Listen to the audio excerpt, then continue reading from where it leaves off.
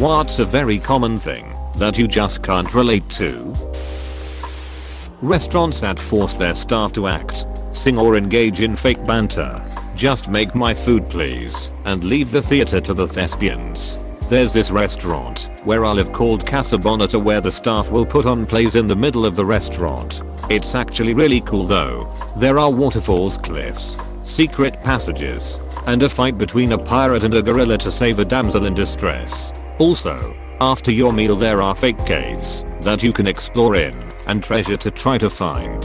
As a kid it was a ton of fun to visit because of how engaging and entertaining it all was. Getting upset with people for things they are not in control of. I have to be careful of this. I grew up in a family where my parents would be extremely angry at me and not tell me until one day they would blow up at me, or they would act very passive aggressive, and I had to figure out if they were angry or not. I learned to watch people really closely for signs they were mad at me or on their way to blowing up at me / ripping the rug out from under me when I least expect it. As an adult, it's a conscious effort to prevent myself from not taking the things other people do personally or not thinking that everything someone does is some sort of sign or personal attack. The obsession with branded things. Clothes with the brand's name on them just look tacky for me. I'd much rather have a regular old graphic tee instead of a t-shirt with Guxy on the front in gigantic bold capital letters. It's pretty whatever most of the time. Wear what you want and all that. But the obsession becomes incredibly annoying when people act like they're better than you because they spent several $100s on a single shirt. I went to a Big Ten college. I swear everyone was having the time of their life but me. I couldn't wait to graduate. Me too. I couldn't afford a football ticket and didn't major in anything I couldn't have at a school closer to home. Oh well. Exactly. I was so indoctrinated on the big college experience. It was a letdown. And an expensive one at that. It felt like 4 constant years of showing up to a party too late. I feel this so hard. I went to a big college because my best friend was going. Turns out I'm way more introverted than I thought I was in high school. We basically went from friends to acquaintances in like 3 months, and I was stuck at a school I hated. Ouch. Yeah, reality sucks hard sometimes. Hopefully you've made real friends since then. Smoking. Nearly everyone in my family and all my friends smoke. I remember growing up saying that I'd never try it and being told yeah that's what everyone says. Well it's true for me and I've never even been tempted. If you don't grow up / hang out around smokers it's honestly kind of hard to just pick it up unless you actually want to, especially nowadays since smoking cigarettes isn't as common. Nobody smoked in my family, so I never viewed it as a normal thing to do.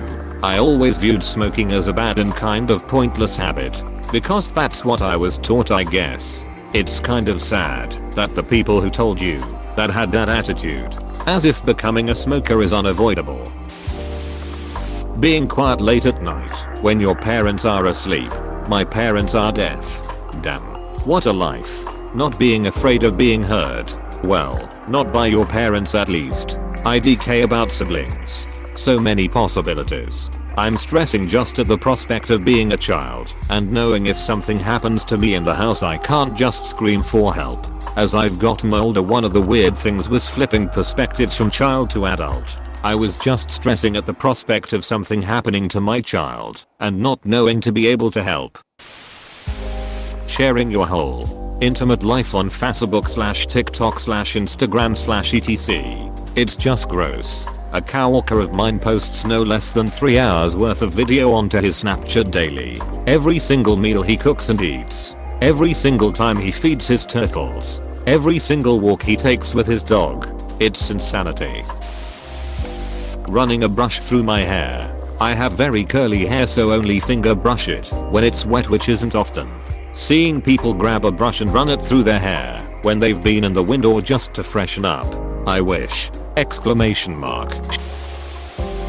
an office worker. I like my job and coworkers. I also really like it. I can listen to podcasts or watch TV shows while working, and I love the fixed schedules. Coming out of gastronomy work. That's heaven. Please tell me your secret to getting an office job, or at least just adv CTBH. I hate working retail. And the biggest point for me is the fixed schedule. Weekends off are a huge bonus too, since I need to start college, and the one thing holding me back at this point is my job. I went to a temp agency to get my first office job. It was a great foot in the door and great experience. This was me as well. All I had was a high school diploma, fast and accurate typing, and basic knowledge of Microsoft Office. 15 years later, MA supervisor making $65,000. I don't think that's too bad for someone who never went to college. Big expensive weddings. Best thing about 2020 for me is that we didn't have a 25k wedding, but instead had a 500 wedding with just us and our parents. Keeping up with the Joneses apostrophe. I don't give a shit how nice or shiny your things are, or mine aren't. I'd rather have money in the bank than a new car every year. My car is 6 years old and works fine, and still looks nice. Why would I trade it in just to keep up? Same with phones, clothes, computer, even stuff for my home, etc. I like mine, and I get good quality stuff so it lasts. To trade it in for the sake of it would be silly and a waste of money. People taking out loans for their wedding expenses. One of the number one reasons people get a divorce is money. No better way to start off your marriage than in debt, I guess. Having dreams and aspirations. I never thought I'd get to be an adult, so I never had dreams. BTW, thanks for the awards, guys. I've never gotten so many, so I appreciate all of you. 3/22. This year made me stop, and suddenly I started to question myself, why I do what I do. Shit is scary, man. I don't know, meal mayo. Edit. Thanks for the replies. Made me realize that, while I'm kinda lost, I'm in the right path to find myself. Wish you the best this 2021. No. Keep going. That awareness is the beginning to true wisdom. Thinking that being a dick is funny. People who think being an asshole is funny, I think, just crave any attention they can get. I have an uncle who's an asshole on the outside but deep down is really caring. But to me it just seems like he never learned how to express his emotions and feels he's protecting himself by being an ass. Small talk. Go big or go home. So, know anyone who died this year? Apostrophe. The requirement of drama. I've met so many people who are always in the midst of some drama, and then, when lacking in it, create it for themselves. They thrive off it. I mean, at a push I can understand it to an extent. It gives their lives meaning possibly, but then they try and drag people like myself into their drama. I think. The FK. Not, as a former drama queen, I can say that I didn't want the drama, but unfortunately, I was perceiving everything around me as being dramatic, and most often than not, as being a sort of attack on me. And since my mechanism to regulate my emotions was flawed, I was getting very worked up and caught up in emotional storms where I was lashing out, plotting revenge and so on. So embarrassing to look back at it all now. Speakerphone in public. I barely even want to take a normal call anywhere in public with a whispered tone. God, my dad used to do it all the time and I would absolutely burn inside. A friend of mine can do even better. He puts the call on loud and holds the speaker up to his ear. Edit. Typo fix.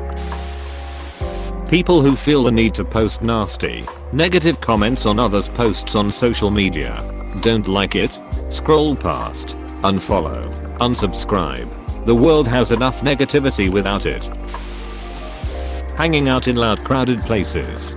Give me a place where you can actually have a conversation and elbow room. I like large parties. Fear so intimate. At small parties there isn't any privacy. F.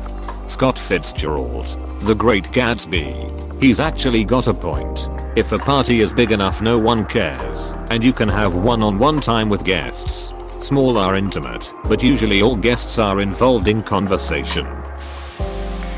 Gender reveal party. I can't understand the ones where one of the parents is visibly upset. Can you imagine watching your gender reveal party video later in life and seeing your dad actually get angry that you're a girl? Always makes me cringe. I hate that. Especially the ones where you wear the colors of the gender you're rooting for. Like, why is this important to you? fighting / yelling / hostility in relationships with my significant other. It could very well stem from my childhood, I guess. It's not to say we don't have disagreements or the relationship is flawless, but obstacles always have been resolved without much issue. Fortunately, this held true with all of my romantic relationships. I've always lived by the saying conflict is inevitable. Fighting is optional. My god. Yes. People all around me think that's normal or even desirable. And am horrified when I see them screaming at each other and saying stuff designed to hurt the other person. Yeah. I don't get it either. How can you feel the need to hurt the person you supposedly care for just to get a point across? Words can be devastating, and they can't be retracted. Having what is considered a normal social life. I have the social desires of a sim.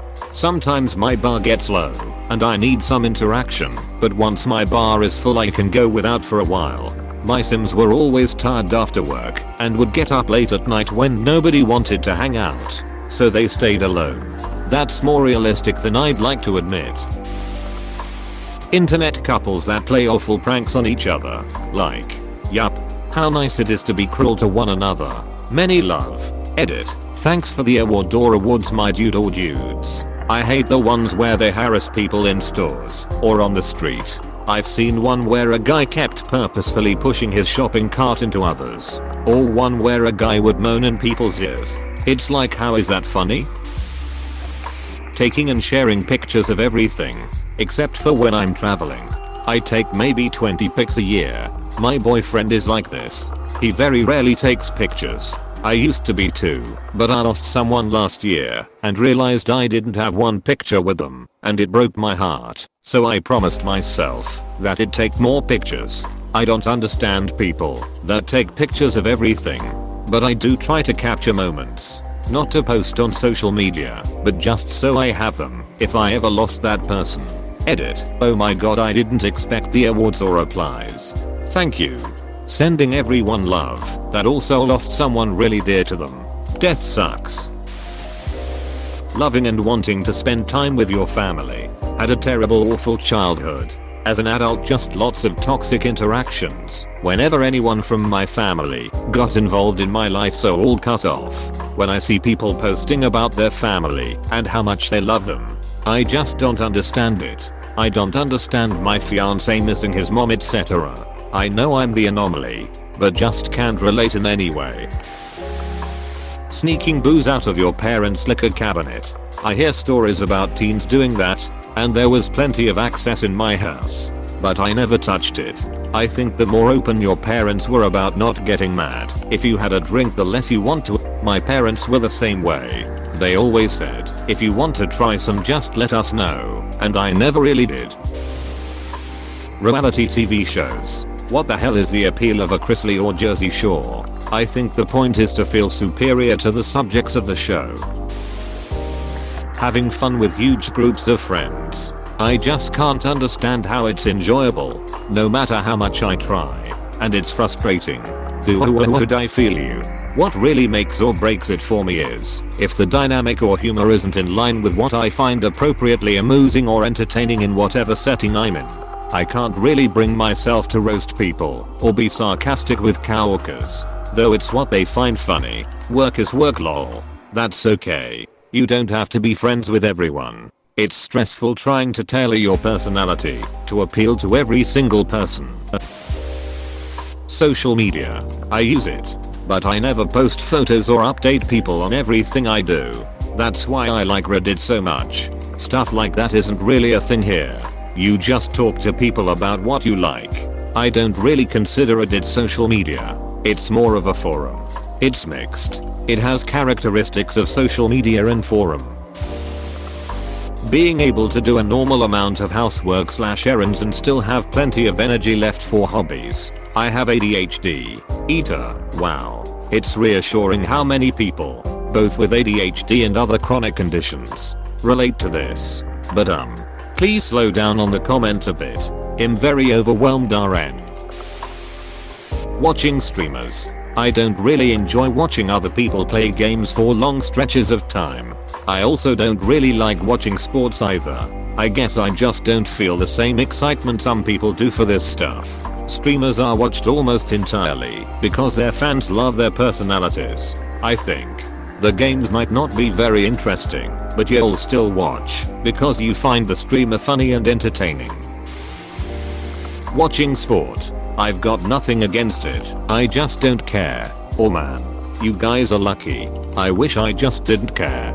But there's something in me that gets so drawn to the competitiveness and the thrills and excitement. Do you know how much time I could save not caring about sports? Don't worry, I have squandered all the extra time not watching sport has given me. Oh yeah, whatever time other people spend watching sports, I will waste in other ways. Edit, typo. Wanting to settle down by 30s. In Asian families, not being married and having kids by 30 is like blasphemy. If old Asian grandmas were in charge of the law, they would make it a punishable offense.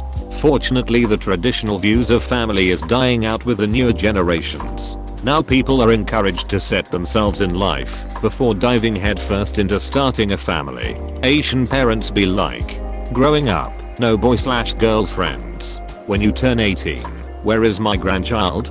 Question mark? Question mark? Funnily enough, my parents and I are black, and this is similar rhetoric to what they gave me and my sister. Now I'm 24 with no girlfriend. You're supposed to find the one the moment you turn the magical number of 18. Get married at 20 and have 2 children by 24 SMH. Hey PSSST. Please subscribe and like.